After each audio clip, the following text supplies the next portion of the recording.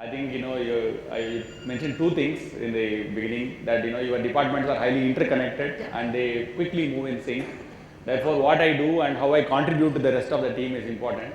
And secondly, though you may not compensate directly, there is a huge premium to the value behavior of customer experience or customer excellence. I think it's more a cultural premium. You get celebrated. Yeah, I would just want to add one more thing out here is we have a segment of getting feedbacks even from our customers, and each and every feedback that we get from our customers are being read through every senior member, and that every feedback has been actioned within that time, because that's very important for us, because we cannot afford to lose a customer, we cannot afford to lose a business.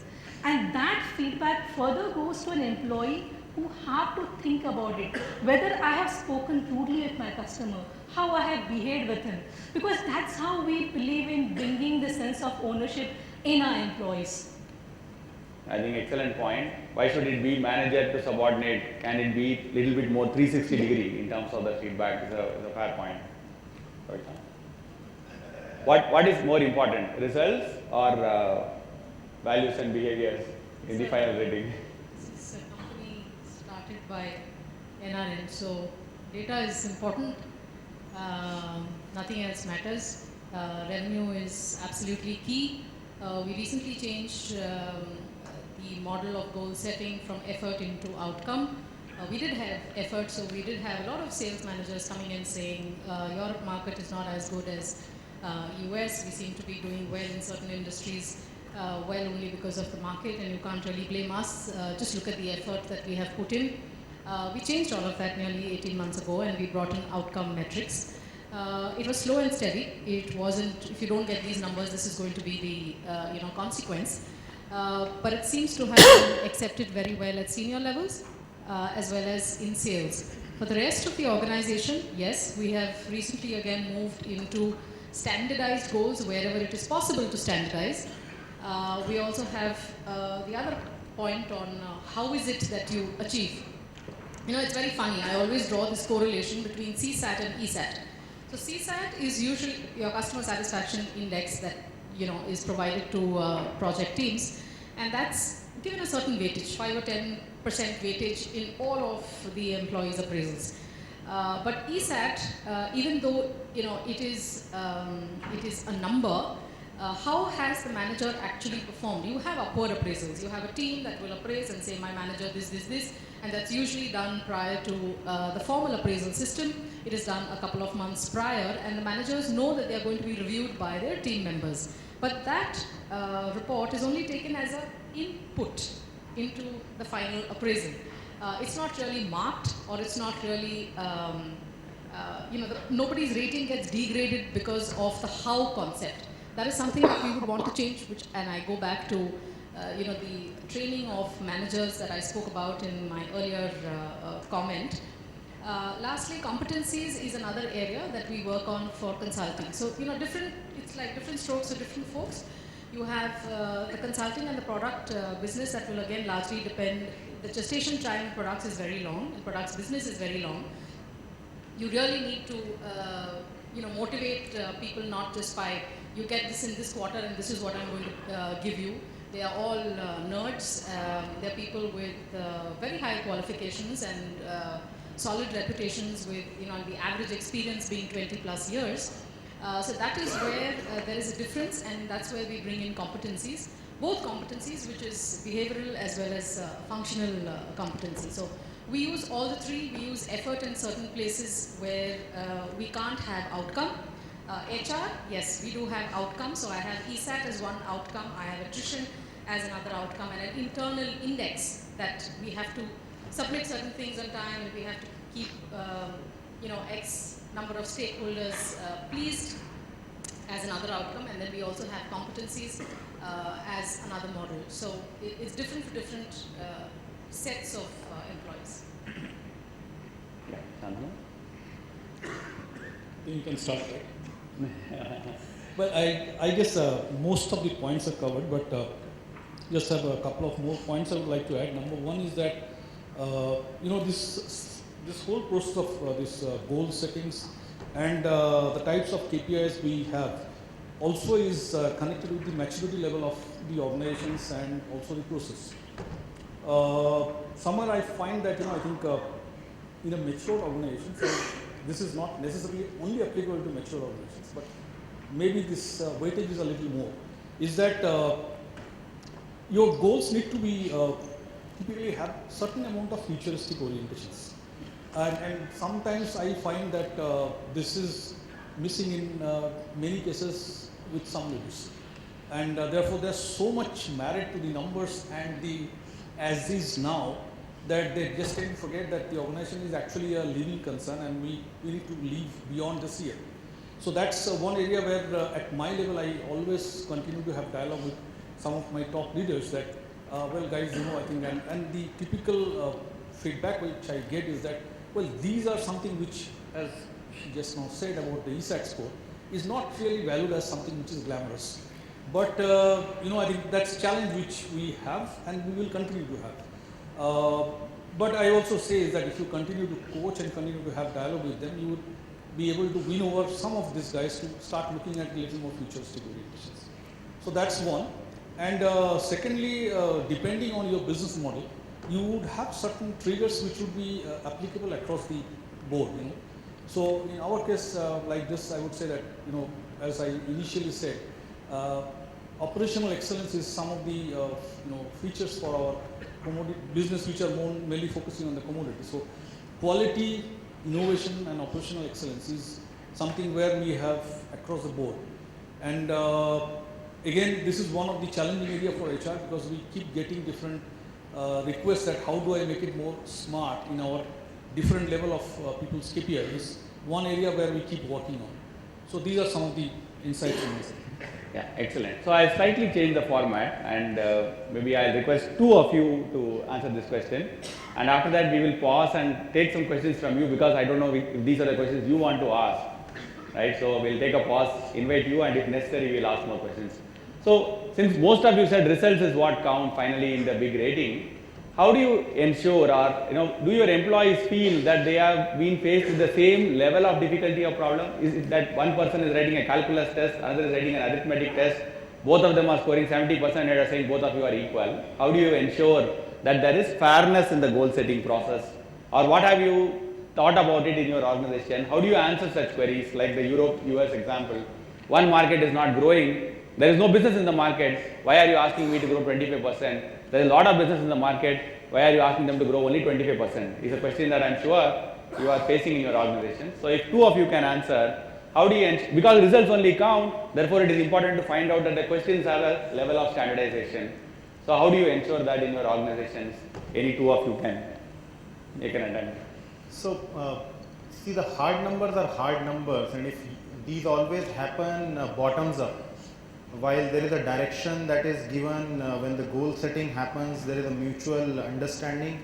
But as I said, the world being dynamic, you keep on bringing outside in, and that communication should be at a very fast speed. The bigger hurdle that I see in the entire, and I don't want to use annual appraisals because that has no meaning in my dictionary. The appraisals, the feedbacks that has to happen at a very frequent speed. You can't wait for a year. So when it comes to the hard numbers, I think that has to remain as far as the sanctity, at least for a quarter. If not now for a year, at least for a quarter, that must have a sanctity. You can't say that the quarter numbers that I said, if you don't even foresee the next quarter, then what are you doing?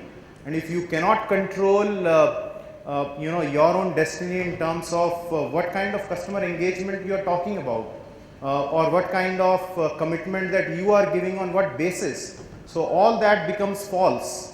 So if the entire fundamentals of anything that you have provided are being questioned, that itself means the intent is wrong. So therefore, minimum a quarter, I will say you cannot change.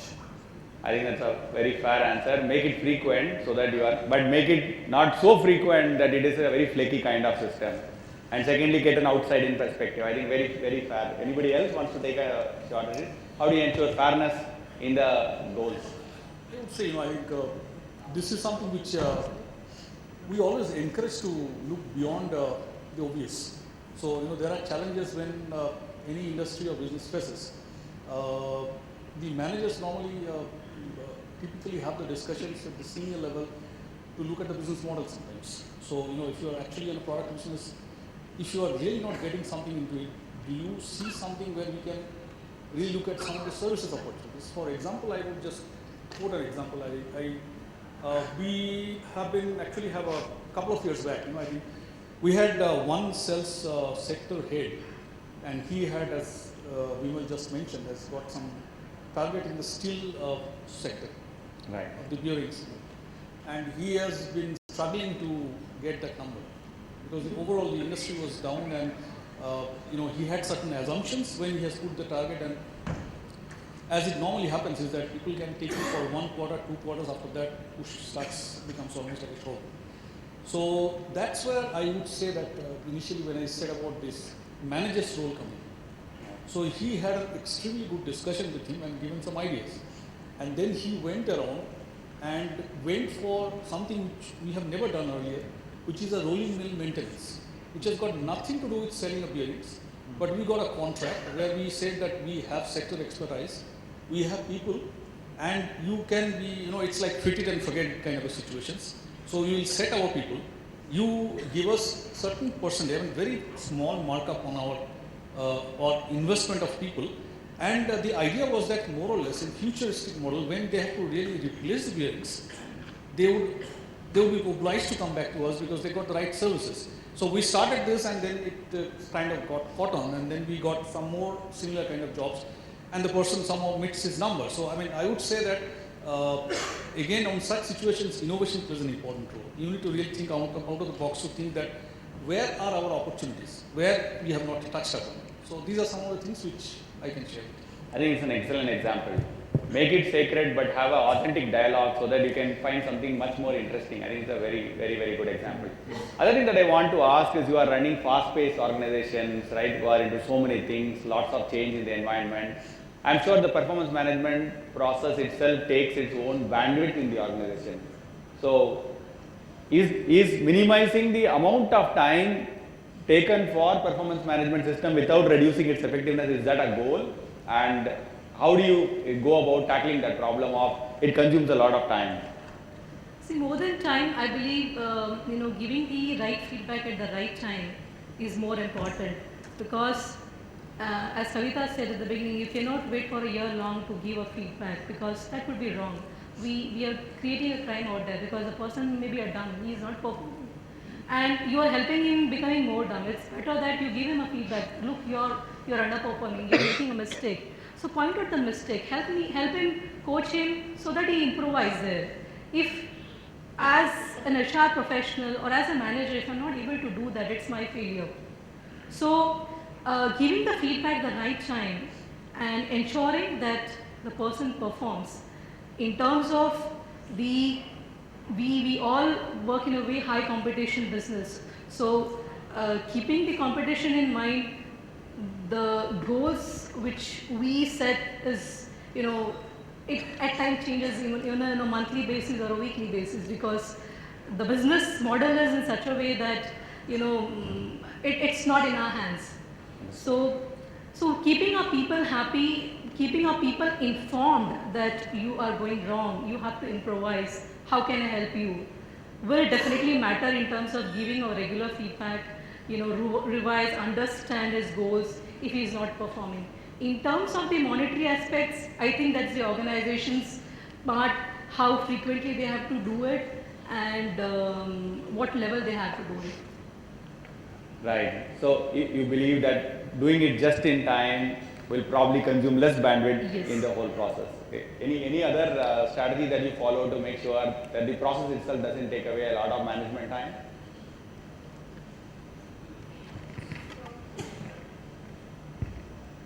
I don't want to give an example from the organization, but I read a Deloitte study. This was conducted in 2010, and they actually spoke of 200,000 hours being wasted, capital bold, on this process. And they deep dived and they actually took 40 high performing teams, and they figured out where is it that the delay was taking place. So the delay was taking place in a lot of places, but most importantly it was on the system, basic system issue. We've complicated the entire process in the last decade to such an extent that we've drowned in misery in just the data collection. And that is what needed to be simplified. So coming back to my organization, yes, we have simplified the collection of data. So if I'm a salesperson and if there is a revenue per person line item that I'm going to be measured against, I would then go to my finance person saying, "Arey, mera numbers kya hai? Jara bolo to last 6 months. As per my data, this is what I have. Is this correct?" Then he will turn around and say, "No, as per my data, I have this." Then you cross-check with corporate. So you call corporate and then you try to figure out whether it correlates with you. So we've said all of this data will be stored centrally. There's a system to it. There were a lot of manas that were spent behind, but today we've reached a stage where we can comfortably say whatever data flows into the system against the 5 goals that a person carries. And again, at our organization, none of us have more than 3 or 4 goals max. So it flows through the system and that is it. If there is still a deviation, if I say, I was responsible for a particular market, but for 2 months I was also working on some other market that is not attached to the system, there is, some available space to make an entry to the same. But we've reduced a lot of manas, we've reduced a lot of strenuous data collection time and tried to make it a little more simpler, apart from actually simplifying the goals. Yeah, I think very fair answer. Deployed technology, defined what goals and work areas that they are handling, whether it is geography A or B or C. I think I'm tempted to ask one more question, which is when you restructure in the middle of the year, how do you handle such things? We've undergone our share of restructuring over the past few years. It has been crazy. And when that happens, it is more of the accountability as a boss that comes into play. So earlier, if you were responsible for X units, today suddenly you're not responsible and you have a new role to play in the organization. So it starts with corporate planning. It starts with centrally looking at what your goals are for the year. The goals formally for us don't change as often as Manjula was talking about. Quarterly they are sacrosanct, half yearly also they are sacrosanct. Maybe at the end of the year a marginal difference is, a public limited company, we are always quarter se quarter tak. So when it does change, it all depends on the managers. I always say that the manager has, you are obliged to do your work just as you are obliged to complete your evaluations on time. The client has a deadline, all of us will run and ensure that we complete the client deadline on time. But when you as HR follow up saying, appraisal baki hai, there are 10 more people in line, you have to complete, it's like, okay, we will do it. So it all depends on manager sense of obligation to complete not just an activity, but to actually take this ownership with respect, not just your job, but also completing your goals on time. And if there is a change because of a reorg, you have to go back, talk to your new members, because members also change, right? It's not just your role that changes. I was in a unit and suddenly tomorrow I'm in some other unit. So it's your obligation and it's all a sense of accountability.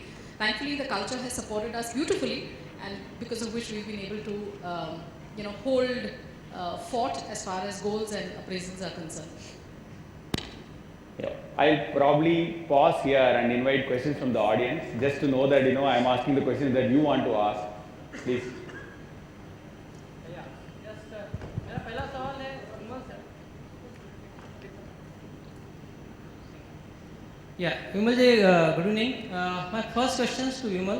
विमल, आपने बोला कि 10 साल आज इतना fast हो गया कि 3 साल में क्लब हो गए. Okay, if it is true, तो आपका जो अप्रेजल का जो असेसमेंट का वो जो फ्रीक्वेंसी है वो क्या होना चाहिए?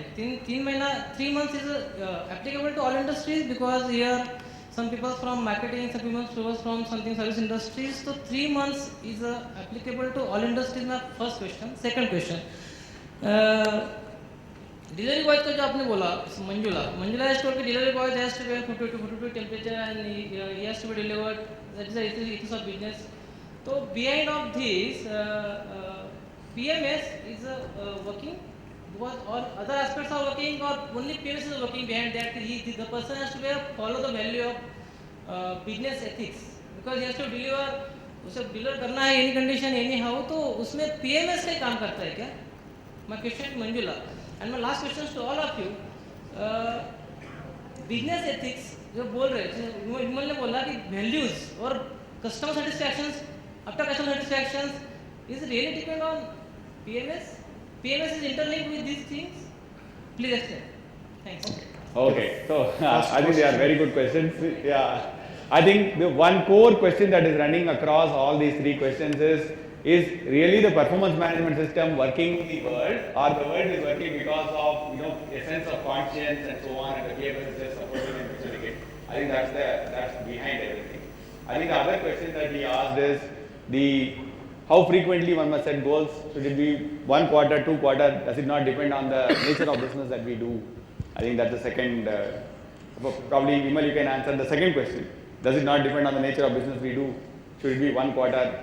What is the thumb rule to fix the time frame for goal setting? So the first question is whether you keep on doing every quarter or not. So if you know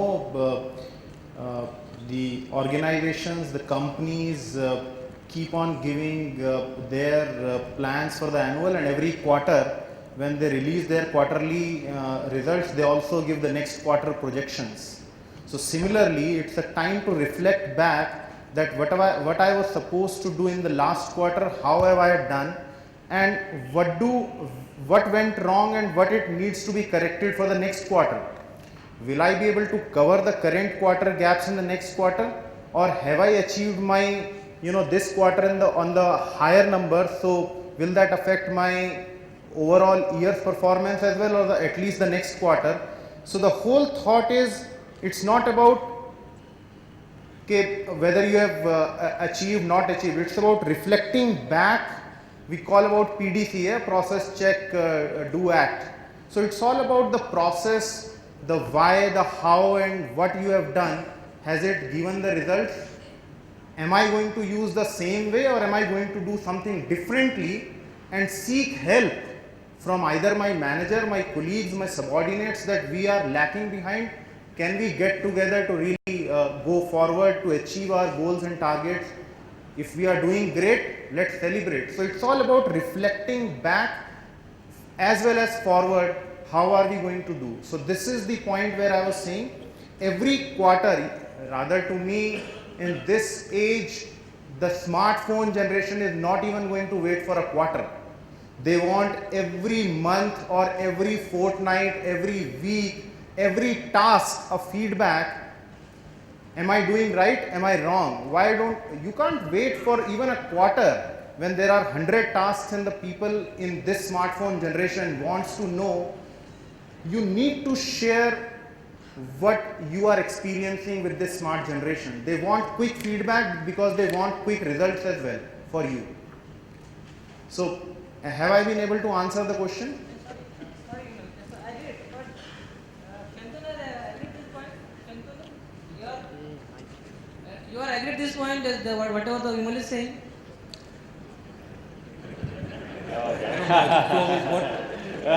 Yeah. I think you are doing my I job. guess probably you have missed out my name. Thank you very much. Why I am asking Shantanu because No, I know these things.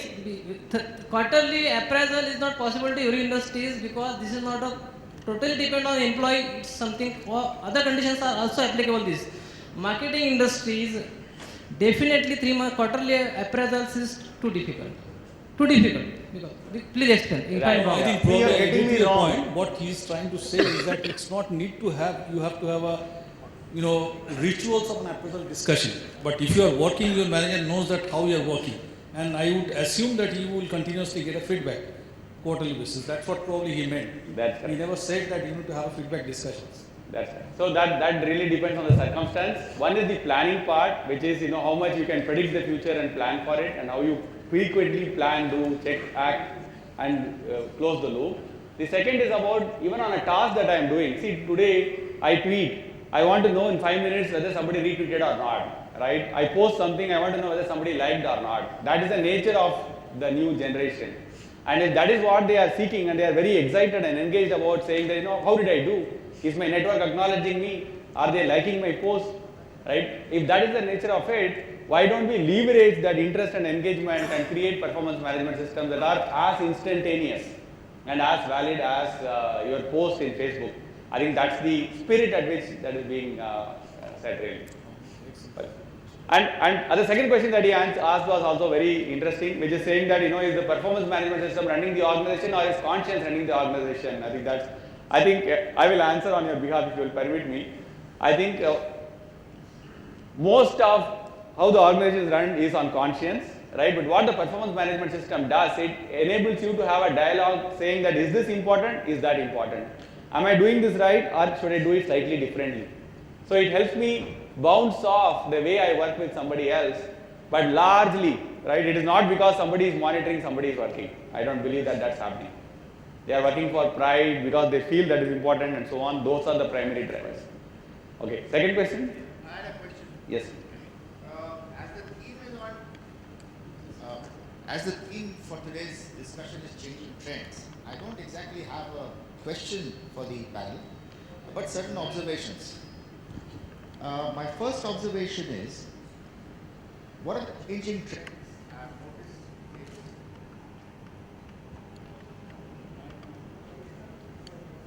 noticed? One of the changing trends I've noticed is the role of the manager. I feel the role of the manager is diminishing. Why I said that is, there is more emphasis on putting an employee in the driver's seat. An example is like an athlete. An athlete has got a lot of backup. He's got his coach, he has got his physio and the works. But the final medal that he wins, he becomes the owner of that medal. So, employee must own success. That I feel is a changing trend that's likely to happen. The next, we discussed a lot about the grading system or whatever we call it. I personally feel it is time that it's done away with. Because, firstly, there has been a lot of discussion as to what should be the periodicity of this. 1 month, 2 months, 1 year. Like the panelist on the extreme right, sorry sir, I couldn't get your name. He was absolutely right in saying it is too subjective. I don't know how we can assess our modern day employees with the grading system. I feel it is gradually going to die down in times to come. I shall just tell why. Secondly, it's leading to very unhealthy atmosphere in the organization. This is my personal belief. My third point, a changing trend is automation. This is happening in a very, very big way. Automation is leading to one or two things. One is real-time feedback. That is connected to your appraisal system. It was very well brought out. People want their appraisal immediately. And the faster you give it, the healthier it is for the organization. You can't wait. You have a project, immediate interaction with your employees. Automation helps you in faster feedback to give to your employees. It also helps you in another changing trend is categorization of your employees. Automation, by the way they are performing, categorization. The good performers, the not so good performers, it gives a good opportunity for the managers to delegate projects to such categories. So these, to my mind, are certain changing trends which I wanted to point out. Thank you. I think some of these we reflected. I think we need to discuss a little bit more on how technology enables the whole thing. But just one question, observation of yours that I want to ask the panel to react. How is the manager's role changing? And you somewhere said that the manager is becoming a non-playing captain and a coach at the back trying to propel an athlete to victory and not really playing, that's what you alluded to. I just wanted reactions from others. So when it comes to dealing with the people, the analytics and the data is going to help. The manager's role is not going to get away. The automation cannot show emotions. It has to be dealt through emotions. What you want to speak. We are wanting to get away with emails that has no value in many times we see. It just gives an information. It doesn't show emotions. When you are dealing, interacting with humans, you need to speak, you need to talk, you need to tell to the individual with lot of emotions. What are you going through? And if that's missing, it has no value, because the individual is going to take the way he is interpreting or she is interpreting. Therefore, the role of manager is not reducing, rather the automation is going to help the manager to take right decisions instead of a gut. It is more a data driven decision. That's going to help through automation, or when I said, you know, the platforms are going to get created, the individual, you know, is going to be dealt individually instead of the law of averages, which is today's scenario.